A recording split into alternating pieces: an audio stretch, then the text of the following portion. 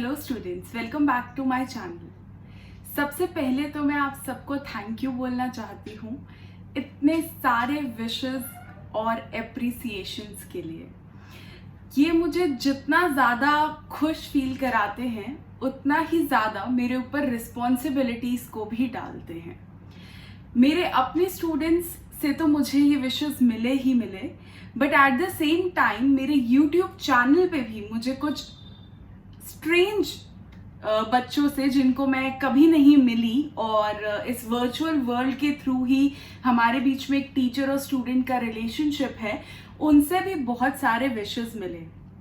किसी ने मेरे चैनल को सेकंड स्कूल कहा तो किसी ने मुझे उनकी फेवरेट टीचर। हाउएवर, मैं हमेशा इस चीज को बरकरार रखने की कोशिश करती रहूंगी। आप सभी मेरे लिए एक इंस्पिरेशन तो हैं ही हैं और साथ में एक मोटिवेशन का सोर्स भी हैं। So thank you so much again for so many wishes and blessings, and मैं उम्मीद करती हूँ कि मैं इन पे हमेशा खरी उतरूँ।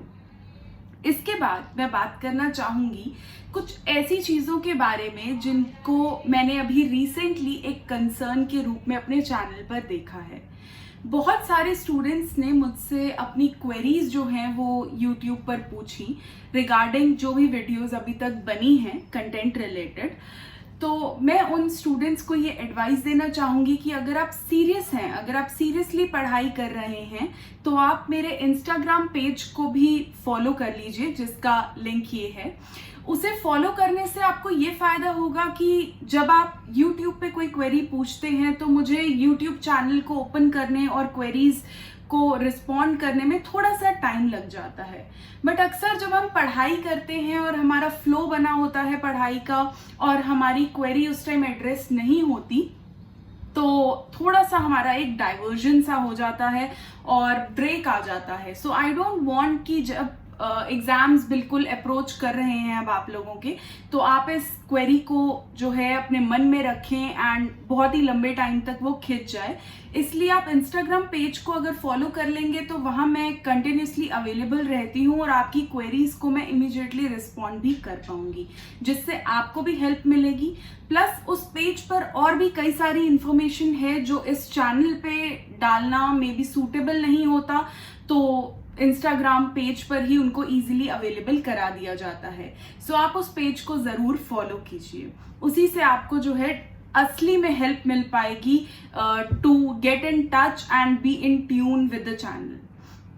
उसके बाद मैं बात करना चाहूंगी सब्सक्राइबर्स की। थैंक यू सो मच इस चैनल को 157 सब्सक्राइबर्स को टच कराने के लिए, एंड आई होप कि ये बहुत जल्दी 1000 सब्सक्राइबर्स को भी टच कर ले। सो उसके लिए मैं तो मेहनत कर ही रही हूँ, साथ ही साथ आप सब भी इसके साथ बने रहिए, तो ये चैनल जरूर हाइट्स को टच करेगा। Thank you so much again. अब मैं बात करना चाहूंगी इस चैनल के फ्यूचर के बारे में। आप लोगों के एग्जाम्स को ध्यान में रखते हुए जो भी मुझे अभी तक सजेशंस या फिर रिक्वेस्ट आ रही हैं वो एनसीईआरटी सीरीज को कवर करने की आ रही हैं। अभी स्टूडेंट्स मुझे यही चीज बोल रहे हैं कि एनसीईआरटी सीरीज को मैं कवर करूं, तो I have planned to cover the NCERT series from 9th to 12th class political science in the coming videos. I'll be starting with one of the chapters of 12th class today, which is globalization. इस chapter को शुरू करने का motive ये है कि ये बहुत ही सिंपल सा चैप्टर है जो एक ही वीडियो में पॉसिबली कवर हो सकता है और इसे समझना भी बहुत ज़्यादा आसान होगा, क्योंकि हम सब इसकी लिंकेजेस जो है वो आज के वर्ल्ड में देख रहे हैं। तो सबसे पहले इस वीडियो को स्टार्ट करते हुए मैं एक्सप्लेन करना चाहूंगी ग्लोबलाइजेशन का मीनिंग। जैसे कि टर्म अपने आप में ही बताता है, ग्लोबल वर्ल्ड, ग्लोबलाइजेशन। ग्लोबलाइजेशन जो है वो ग्लोबल वर्ल्ड की बात कर रहा है। बट क्या है ये ग्लोबल वर्ल्ड, और इंडिया में रहते हुए हम इस ग्लोबल वर्ल्ड को कैसे इमेजिन कर सकते हैं? इस चीज को समझने के लिए हमें एक वर्ड समझना होगा और वो है इंटरकनेक्टेडनेस। इंटरकनेक्टेडनेस से मेरा क्या मतलब है? जब मैं बात करती हूं कि आज एक फ्लाइट में बैठ करके मैं बड़े ही आराम से किसी और कंट्री में जा सकती हूँ with in a few hours, या फिर अगर मेरा कोई बिजनेस है आउट ऑफ इंडिया और वहां से मुझे कोई सामान यहाँ से वहां भेजना है या वहां से यहाँ मंगाना है, तो मैं बड़े आराम से गुड्स और सर्विसेज के थ्रू जो है इस चीज को बुला सकती हूँ, अपने सामान को यहाँ पर मंगा सकती हूँ। या फिर अगर मैं बोलूँ कि एक क्लिक पर मैं वीडियो कॉल्स कर सकती हूँ इंडिया से बाहर, ईमेल सेंड कर सकती हूँ जस्ट एक क्लिक पे। सो ये किस वजह से हो रहा है? ये सब पॉसिबल हो पाया है इंटरकनेक्टेडनेस की वजह से। तो जहां पर ग्लोबलाइजेशन की बात आती है, वहां पर जो सबसे पहला वर्ड आता है वो है interconnectedness. Interconnectedness of what? Interconnectedness of people, goods and services, technology, but at the same time interconnectedness of ideas as well। इस बात का क्या मतलब है? मान लीजिए मैं इंडिया में हूं, मान के लीजिए मैं एक्चुअली इंडिया में ही हूं, तो मुझे अगर कुछ जानना है कि अमेरिका में क्या चल रहा है इस time in the form of political ideology, तो क्या मैं उसे एक क्लिक पर जान सकती हूँ? जी हाँ, google.com के थ्रू। सो यही है, even ideas move from one place to another. अगर मैं ट्रैवल करती हूँ अमेरिका, तो मैं अपनी इंडियन वैल्यूज को अपने साथ लेकर के वहां जा रही हूँ। और जब फॉरेनर्स हमारी कंट्री में आते हैं, तो वो भी अपनी वैल्यूज, एथिक्स, कल्चर्स को लेकर के यहाँ पर आते हैं। और जब कल्चर्स जो हैं वो दूसरे कल्चर्स के साथ इंटरमिक्स करते हैं, तो वहां पर ट्रांसफ्यूजन ऑफ कल्चर होता है, जिसको कि ग्लोबलाइजेशन कहा जाता है। सो ना सिर्फ ये गुड्स, पीपल, सर्विसेज, टेक्नोलॉजी की मूवमेंट है, but at the same time ये आइडियाज की भी मूवमेंट है from one place to another. So even ideas are making us interconnected. The second term which is associated with globalization is flow. Now what do I mean by flow? When I talk about goods and services, ideas, peoples and technology, it is all related to flow. Ideas flow कर रहे हैं from one country to another, लोग flow कर रहे हैं from one country to another, even goods and services are being transported from one country to another. So the second word associated with globalization is flow. So the first word which we came through was interconnectedness and the second word is flow. Now, when I talk about globalization, it is not a single dimensional concept. ये भी एक बहुत ही popular question है जो board में पूछा जाता है कि क्या ग्लोबलाइजेशन एक सिंगल डायमेंशनल कॉन्सेप्ट है? तो no, it is not. It is a multi dimensional concept. अब इस बात का क्या मतलब है? अगर मैं एक टर्म बोलूं ग्लोबलाइजेशन, तो ग्लोबलाइजेशन हमें सिर्फ एक तरह से इफेक्ट नहीं करता, हमें कई तरीके से इफेक्ट करता है। अगर मैं बात करूं इकोनॉमी की, तो free trade, export import, foreign goods यहाँ पर अवेलेबल होना, यहाँ के गुड्स फॉरेन में अवेलेबल होना, ये सब हमें इम्पैक्ट कर रहा है। तो ये तो एक डायमेंशन हुआ ग्लोबलाइजेशन का, which is economic. Now the second dimension is cultural.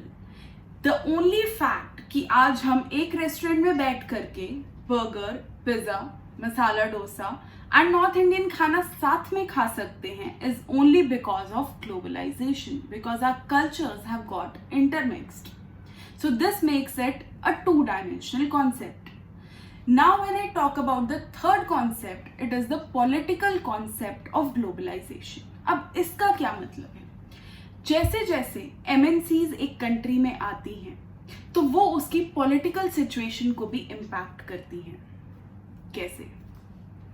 एक एग्जाम्पल लेते हैं एक ऐसी कंट्री का जो सेल्फ रिलायंट है, जैसे कि इंडिया थी 1991 से पहले, या बहुत सारी कंट्रीज थी एक पर्टिकुलर एरा से पहले, बिकॉज उनको कोलोनियलिज्म का डर था कि मे बी हम नियो कॉलोनाइज ना हो जाए, फिर से हमारे ऊपर जो बड़ी बड़ी कंट्रीज हैं वो आकर के राज ना करने लग जाए, डोमिनेंस ना हो जाए।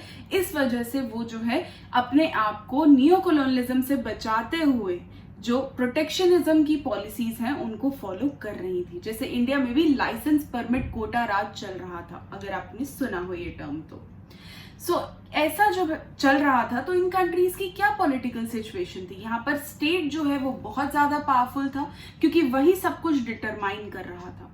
बट जैसे जैसे ओपनिंग अप ऑफ इकोनॉमी हुआ, जैसे जैसे इकोनॉमी ओपन अप हुई, जैसे जैसे स्टेट को ये समझ में आया कि अब इस तरीके से नहीं चल सकता, अब हम सेल्फ रिलायंस प्रैक्टिस नहीं कर सकते, क्योंकि मे बी हम कुछ प्रोड्यूस कर रहे हैं जो बहुत अच्छा नहीं है और किसी और कंट्री में वो प्रोड्यूस हो रहा है बहुत अच्छे से, तो that can be easily imported to our own country.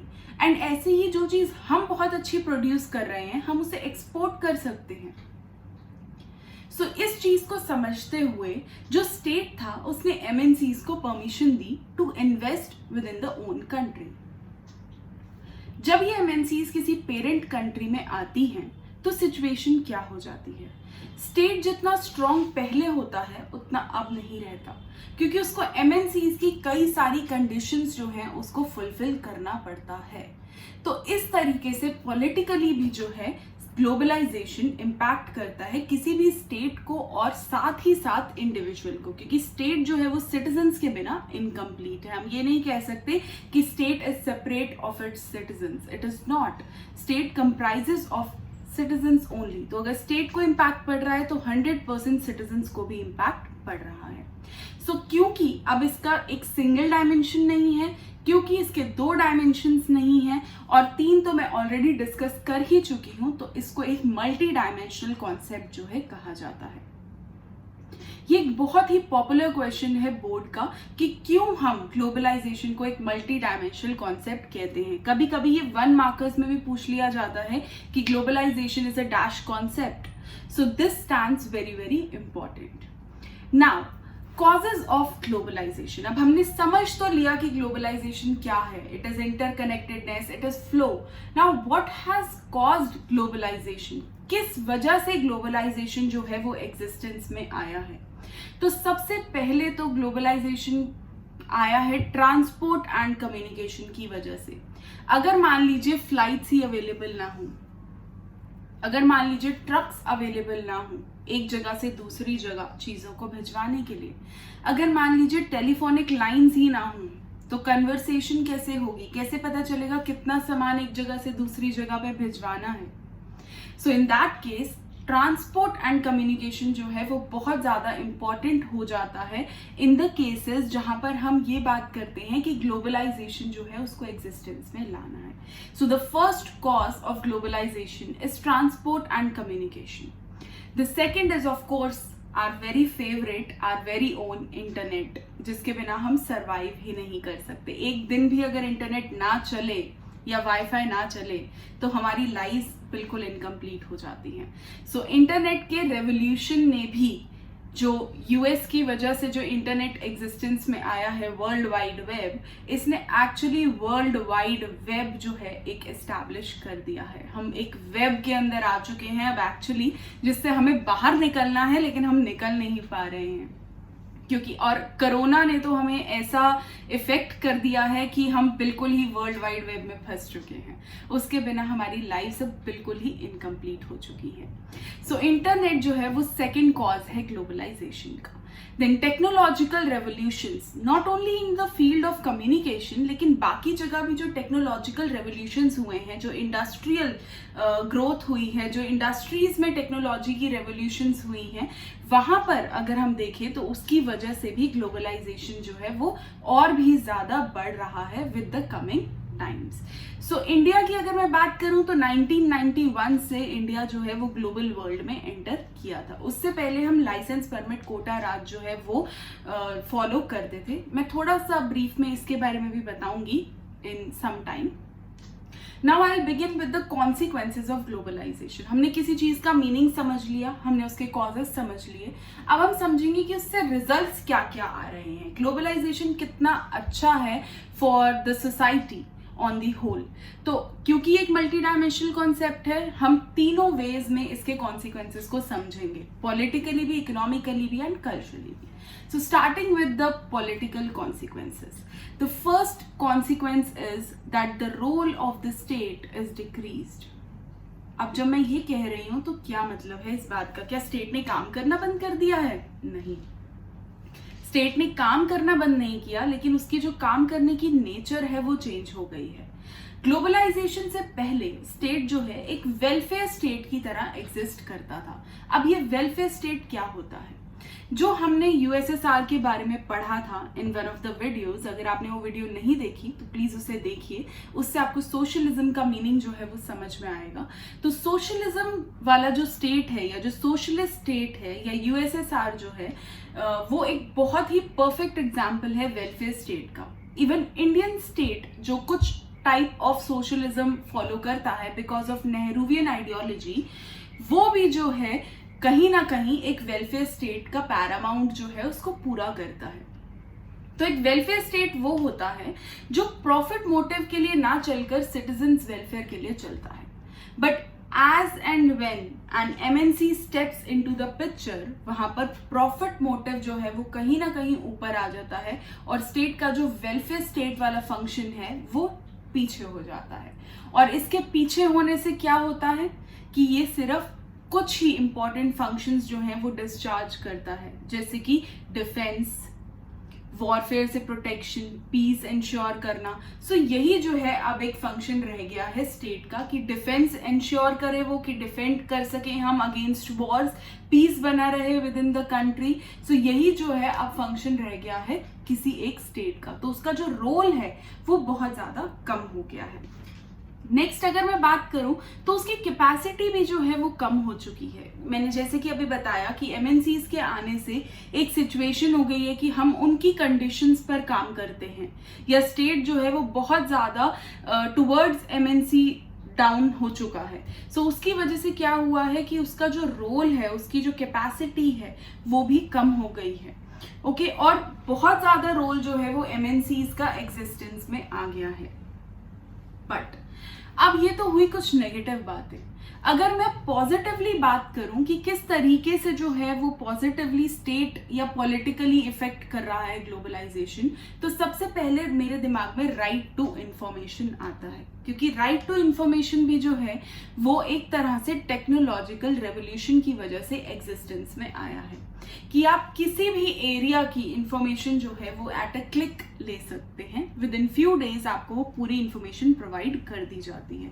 So right to information भी जो है एक बहुत ही बड़ा रेवोल्यूशन है जो ग्लोबलाइजेशन की वजह से एग्जिस्टेंस में आया है। अब इससे फायदा क्या है? राइट टू इंफॉर्मेशन को यूज करके हम गवर्नमेंट मशीनरी, गवर्नमेंट मैकेनिज्म के ऊपर चेक रख सकते हैं।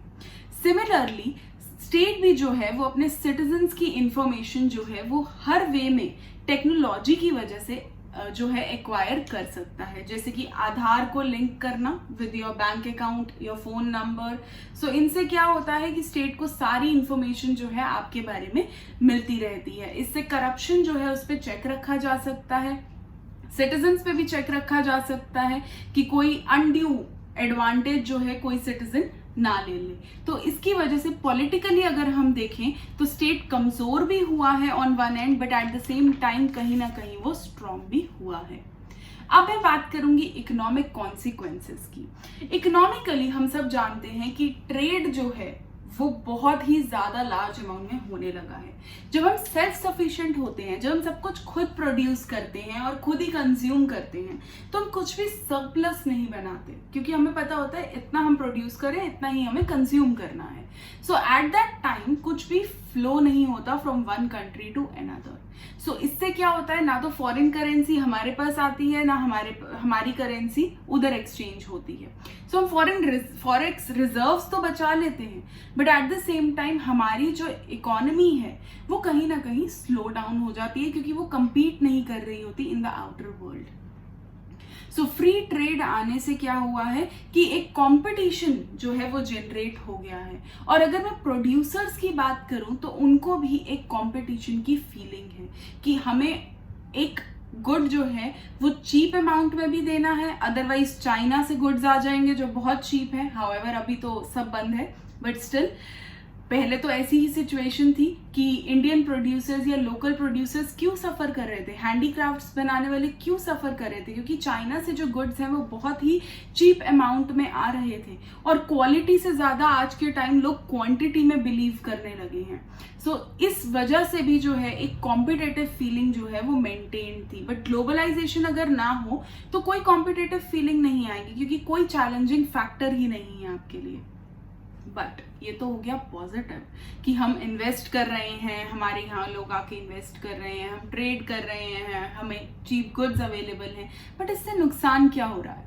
सबसे पहला नुकसान तो लोकल प्रोड्यूसर्स, फार्मर्स को हो रहा है, जिनके प्रोड्यूस जो है वो वेस्ट जा रहे हैं और वो कुछ अर्न नहीं कर पा रहे हैं, क्योंकि हमें चीप गुड्स अवेलेबल हैं और हम क्वांटिटी में भरोसा करने लगे हैं, क्वालिटी से दिमाग हट चुका है हमारा। तो अब खादी जो है, हैंडीक्राफ्ट्स जो है, उनकी तरफ कोई देखता ही नहीं है, because they are very expensive. So ऐसे टाइम पर जो लोकल प्रोड्यूसर्स हैं दे आर सफरिंग। सो उनके लिए जो है एक सोशल सेफ्टी नेट्स क्रिएट करने की बात की गई है। This is also very very important 2 mark question, that what are the social safety nets. Social safety nets कुछ प्रोटेक्शनिज्म पॉलिसीज हैं जो स्टेट फॉलो करता है अपने लोकल प्रोड्यूसर्स को हार्मफुल इफेक्ट्स ऑफ ग्लोबलाइजेशन से बचाने के लिए। अभी मैं एक टर्म बोलूंगी और आपको बड़ी इजीली समझ में आ जाएगा कि मैं क्या कह रही हूँ। Reservation. Reservation is a type of protectionist policy, not from globalization, but from the hierarchical Brahmanical system जो अभी तक चलता आ रहा था, जिसमें कि जो दलित्स थे या जो शूद्रास थे या अनटचेबल्स जिनको हम कहते हैं, उनको जो है हमेशा से एक्सक्लूड किया गया फ्रॉम द सोसाइटी। तो उनको जो अभी तक लॉस हुआ उससे मेकअप करने के लिए जो है रिजर्वेशंस प्रोवाइड किए गए। तो उसी तरीके से ग्लोबलाइजेशन के इफेक्ट्स को बचाने के लिए भी जो स्टेट है वो कुछ सोशल सेफ्टी नेट्स बनाता है, जैसे कि सब्सिडी। अब स्टेट जो है वो सब्सिडी देता है फार्मर्स को, लोकल प्रोड्यूसर्स को, ताकि वो अपने गुड्स को प्रोड्यूस करें। उनको ये खतरा ना हो कि अगर कोई नहीं खरीदेगा तो कौन खरीदेगा इसको अल्टीमेटली। तो गवर्नमेंट ये अश्योरेंस देती है कि certain amount will be paid by the government, तो उनकी लाइवलीहुड को कोई नुकसान नहीं होगा। So this is the social safety nets जो कि क्रिएट करने की बात की गई है for protecting the local producers from the harmful effects of globalisation. तो अभी तक हमने क्या पढ़ा है? हमने पढ़े हैं पॉलिटिकल कॉन्सिक्वेंसेस और हमने पढ़े हैं इकोनॉमिक कॉन्सिक्वेंसेस। अब हम आएंगे cultural, the very favourite, the very easy topic, cultural globalisation. So हम सब इसका बहुत ही अच्छे से रिवीजन कर चुके हैं अपनी लाइफ में कि वेस्टर्नाइजेशन क्या होता है, मैकडोनलाइजेशन क्या होता है। तो मुझे बिल्कुल एक्सप्लेन करने की जरूरत नहीं है, बट स्टिल मैं एक यहाँ पर नाम लेना चाहूंगी ब्लू जीन्स का, जिसका क्रेज जो है वो वेस्टर्न कंट्रीज से आया और आज भी नहीं छूटा है हम सबसे। हम अपने इंडियन क्लोथिंग सिस्टम को जो है वो पीछे रखते जा रहे हैं और कहीं ना कहीं वेस्टर्नाइज होते जा रहे हैं और उसी को हम मॉडर्निटी से लिंक भी करते हैं। So that is the result of the cultural consequence which can be called of globalisation. So यहाँ पर 2 टर्म्स जो हैं वो बहुत इंपॉर्टेंट हो जाते हैं। One is cultural homogenisation and the other is cultural heterogenisation. This can be asked as a 6 marker as well as a 2 marker individually. So cultural homogenisation क्या होता है? बच्चे अक्सर इन टर्म्स में कंफ्यूजन जो है वो अपने माइंड में बिठा लेते हैं और वो कंफ्यूज हो जाते हैं while answering in the paper. तो इसे बहुत ध्यान से सुने और समझे। इसको मैं लिंक करूंगी आपके साइंस के होमोजीनस और हेट्रोजीनस मिक्सचर से, जिससे आप बड़ी ही इजीली समझ जाएंगे। होमोजीनस मिक्सचर क्या था? सॉल्ट इन वाटर, जो पूरे तरीके से डिसॉल्व हो जाता है। हेट्रोजीनस मिक्सचर क्या था? सैंड इन वाटर, जिसके पार्टिकल्स एंड में सेटल हो जाते हैं, राइट? सो ऐसा ही कुछ कल्चर के बारे में भी है। होमोजीनस कल्चर क्या होता है? होमोजीनस कल्चर है कि वेस्टर्न कल्चर एक कंट्री में आया और हमने उसे एज इट इज अडेप्ट कर लिया और हम अपना कल्चर भूल गए, जो आज के टाइम मोस्टली इंडिया में देखने को मिल रहा है। Cultural homogeneity. कल्चरल हेट्रोजेनिटी क्या है? कि एक कल्चर आया लेकिन वो हमारी कंट्री के एग्जिस्टिंग कल्चर के साथ एड अप हो गया, उसने हमारे कल्चर को चेंज नहीं किया। जैसे maybe I will not prefer pizza over a north Indian dish, या फिर अगर मैं पिज्जा खा रही हूं तो मे बी मैं बटर नान और दाल मखनी भी उतनी ही खुशी से खाऊंगी। So that is cultural homogenisation, कि 2 कल्चर्स आपस में एक ही साथ एग्जिस्ट कर रहे हैं वेरी पीसफुली। हेट्रोजेनाइजेशन। होमोजेनाइजेशन, एक कल्चर आया और उसने हमारी कल्चरल प्रैक्टिसेस को डिस्ट्रॉय करके अपने आप को एस्टैब्लिश कर लिया। आई होप इससे आपको बहुत ज़्यादा क्लियर हो गया होगा ये कॉन्सेप्ट और आप इसमें मिक्सिंग नहीं करेंगे. So these were the 3 consequences of globalization. The next topic which NCERT talks about is India and globalization. अब इंडिया में ग्लोबलाइजेशन कब आया, कैसे आया, तो इसका एग्जाम्पल देते हुए मैं ये कहना चाहूंगी कि इंडिया में ग्लोबलाइजेशन जो है वो हमेशा से एग्जिस्ट करता है. जब से इंडिया है तब से ग्लोबलाइजेशन है. कैसे? अगर हम ब्रिटिश एरा की बात करें तो आप जानते होंगे कि हम यहाँ से रॉ मटेरियल भेजते थे और ब्रिटेन से फिनिश गुड्स जो है वो इंडिया आते थे. ये तो सबने पढ़ा है अपनी हिस्ट्री की क्लास में कि we were the producers of raw material and we were exporters of raw material and importers of finish good. ये सेंटेंस सबने पढ़ा होगा अपनी हिस्ट्री में. तो जब मैं ये वर्ड यूज कर रही हूँ इम्पोर्ट एंड एक्सपोर्ट, ग्लोबलाइजेशन, उसके बिना तो ये होता ही नहीं. तो ब्रिटिश टाइम से या फिर और भी पहले मुगल एरा में भी जब ट्रेड होता था तब भी जो है ग्लोबलाइजेशन एग्जिस्ट करता था. तो इंडिया में ग्लोबलाइजेशन जो है वो बहुत ही पहले से एग्जिस्ट करता है, जबकि हम सोच ले सकें तब से एग्जिस्ट करता है. बट ऑफिशियली ऑन पेपर्स अगर हम बात करें या हमने जब WTO, IMF, world bank, UN इनसे अपने अच्छे रिलेशनशिप्स ट्रेड के वे में मेंटेन करने शुरू किए या ट्रेड एग्रीमेंट्स साइन करने शुरू किए या LPG जैसे कि मैं कहती हूँ लिबरलाइजेशन, प्राइवेटाइजेशन, ग्लोबलाइजेशन को एक्सेप्ट किया, तो ये जो टाइम फ्रेम था वो 1991 का था जब हमारा वेरी डियर फ्रेंड USSR जो है वो कोलैप्स कर गया था और हम फ्रेंडलेस हो गए थे और हमने US की तरफ देखा था. तो US ने भी हमारी तरफ डबल आंखों से देखा था कि कैपिटलिज्म अपनाओ तो हम आपको अपना सकते हैं वरना बाय. सो इस चीज को फॉलो करते हुए हमें 1991 में LPG को जो है अडेप्ट करना पड़ा और हम ऑफिशियली एक कैपिटलिस्ट ग्लोबलाइज्ड कंट्री जो है बन गए. और हमारा वो लाइसेंस परमिट, कोटा राज और नियो कॉलोनियलिज्म का जो डर था कि हमें फिर से कोई पावर ईस्ट इंडिया कंपनी की तरह आकर के ऑक्यूपाई ना कर ले, उस डर को हमें अंदर ही कहीं दबा करके और ग्लोबलाइजेशन की तरफ बढ़ना पड़ा. So 1991 was officially the year जब मैं ये कह सकती हूँ कि we adapted globalization. Now the next topic is resistance to globalization. जहां पर एक बात होती है वहां पर उसका opposition भी होता है. बड़ी ही नेचुरल सी बात है. अभी मैं ये वीडियो बना रही हूँ, बहुत सारे लोग होंगे जो मेरे से डिसएग्री भी करते होंगे. सो नेचुरली क्या है सिचुएशन कि ग्लोबलाइजेशन आया तो अब यहाँ for the sake of criticism तो करना ही है, तो रेजिस्टेंस टू ग्लोबलाइजेशन भी साथ साथ ही आ गया. अब ऑन द वर्ल्ड प्लेटफॉर्म जो है सबसे पहले वर्ल्ड सोशल ऑर्गेनाइजेशन जो है वो एग्जिस्टेंस में आया, जिसने ह्यूमन राइट्स एक्टिविस्ट्स की तरह ये बोला कि ग्लोबलाइजेशन हो तो रहा है, टेक्नोलॉजिकल रेवोल्यूशन हो रहा है, हमने मान लिया, बट उससे ह्यूमन राइट्स कितने वायलेट हो रहे हैं. और गरीबों का क्या, आप सोशल सेफ्टी नेट्स क्रिएट करने से उनको नहीं प्रोटेक्ट कर सकते. लोकल प्रोड्यूसर्स का क्या, उनके लिए क्या ग्लोबलाइजेशन, जिनको 3 वक्त का खाना ही नहीं मिल रहा है, वो क्या ग्लोबलाइजेशन का करेंगे, वो फ्री ट्रेड का क्या करेंगे. फिर इकोलॉजिस्ट आए जिन्होंने कहा एनवायरमेंट को कितना लॉस हो रहा है आपके ये डेवलपमेंट के नाम पर. तो ये सब जो है लोग उठ करके आए जिन्होंने जो है ग्लोबलाइजेशन को अपोज किया, रेजिस्ट किया. और इंडिया की अगर मैं बात करूं तो इंडिया में जो मेन पंच लाइन चलती है that is loss of traditions. जब भी ग्लोबलाइजेशन की बात आती है तो सारे स्वामी जी जो हैं वो आकर के यही कहते हैं कि ग्लोबलाइजेशन और वेस्टर्नाइजेशन की वजह से हमारा लॉस ऑफ कल्चर हो रहा है, जिसकी वजह से हमारा इंडियन कल्चर पीछे जाता जा रहा है. Not only clothing habits, food habits हमारी चेंज हो चुकी हैं, हम जंक की तरफ जा चुके हैं और हम पूरे तरीके से भूल चुके हैं कि पूजा किसे कहते हैं, आरती किसे कहते हैं. अभी हमारे लिए सिर्फ लड़कियों के नाम हो गए हैं Puja and Aarti. Just joking. So अब ऐसी सिचुएशन हो चुकी है जहां ग्लोबलाइज्ड वर्ल्ड में हम रहने लगे हैं.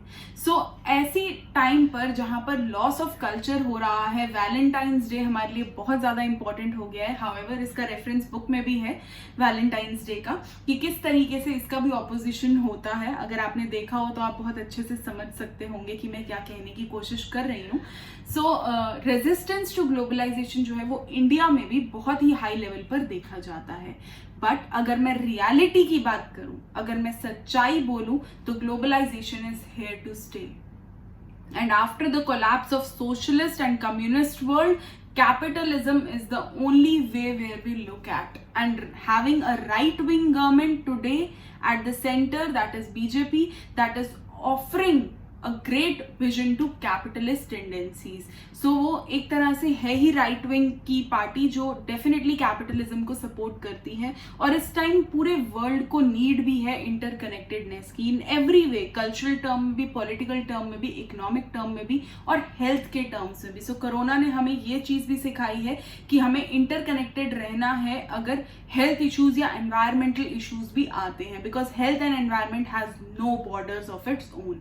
सो globalisation is here to stay. बस हमें अब इस ग्लोबलाइज्ड वर्ल्ड में जीना सीखना होगा, क्योंकि ग्लोबल विलेज जो है वो एग्जिस्टेंस में आ चुका है और हम सभी इसी का पार्ट हैं. आई होप आपको ये चैप्टर समझ में आया होगा, और नेक्स्ट वीडियो में मैं नेक्स्ट चैप्टर को टेक ओवर करूंगी, definitely from NCERT. Till then subscribe, like, share, and also follow my Instagram page. Take care. God bless.